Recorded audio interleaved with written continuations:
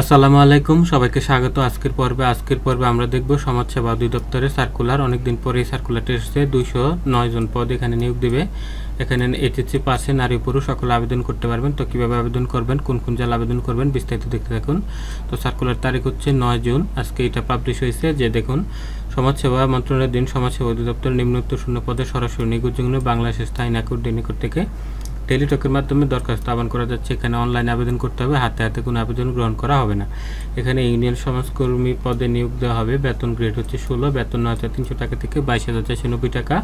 রাজস্ব, এটা স্থায়ী পদ। 209টি পদে নিয়োগ দিবে।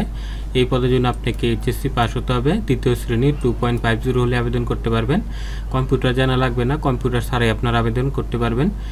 তবে বিভাগীয় প্রার্থী হলে 35 বছর পর্যন্ত আবেদন করতে পারবেন। বিভাগীয় প্রার্থী মানে হচ্ছে যারা সমাজসেবাদে অন্য পদে আছে, ইউনিয়ন সমাজকর্মী ছাড়া অন্য পদে চাকরিরত আছে, তারাও চাইলে এখানে আবেদন করতে পারবে 35 বছর বয়সে। তবে সকল জেলার মানুষ এখানে আবেদন করতে পারবেন না।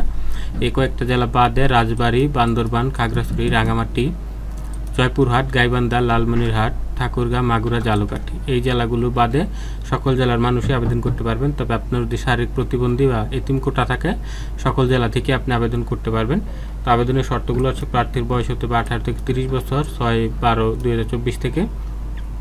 তবে বয়স প্রমাণের জন্য কোনো এফিডেভিট গ্রহণযোগ্য হবে না। আপনার এসএসসি সার্টিফিকেট দিয়ে এটা বিবেচনা করা হবে। তারপর হচ্ছে এখানে কোটা অনুযায়ী নিয়োগ দেওয়া হবে। আপনার কোটা থাকলে কোটার কথা উল্লেখ করে দিবেন।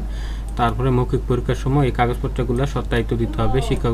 শিক্ষাগত যোগ্যতার সার্টিফিকেটের সত্যায়িত ফটোকপি, জাতীয় পরিচয়পত্র বা জন্ম নিবন্ধনের সত্যায়িত ফটোকপি, চেয়ারম্যান সার্টিফিকেটের সত্যায়িত ফটোকপি এবং মূল কপিও রাখতে হবে।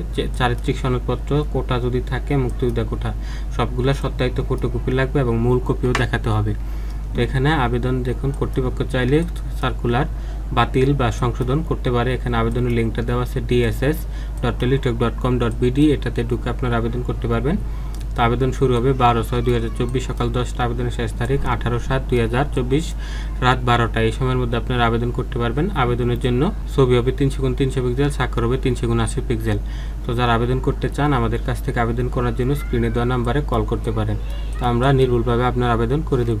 তারপরে এখানে পরীক্ষার ফিটা দেওয়া আছে। পরীক্ষার ফি হচ্ছে 223 টাকা। 72 ঘন্টার মধ্যে আপনাকে 223 টাকা জমা দিতে হবে, নয়তো আপনার আবেদনটি গ্রহণযোগ্য হবে না। তো কীভাবে টাকা সেন্ড করবেন এটা এখানে দেওয়া আছে।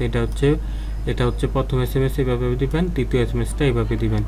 তারপরে আরও কিছু শর্ত এখানে দেওয়া আছে, আপনারা দেখে নিতে পারেন। আর আবেদন করতে গিয়ে কোনো সমস্যা হলে টেলিটক নাম্বার থেকে 121 কল করে বিস্তারিত জেনে নিতে পারবেন। আর এখানে দেখুন, কোনো ত্রুটিপূর্ণ ভুল তথ্য দিলে আবেদন বাতিল হয়ে যাবে। আবেদনকারীকে কোনো টিএ দেওয়া হবে না। তারপরে কোটার কথা, আবেদনের সময় যদি কোটার কথা উল্লেখ না করেন, পরবর্তীতে কোটার দাবি করলে হবে না। তাই আবেদন করার সময় অবশ্যই কোটার কথা উল্লেখ করে দিবেন।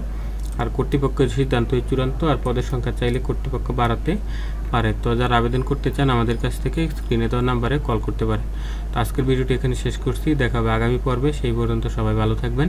আল্লাহ হাফেজ।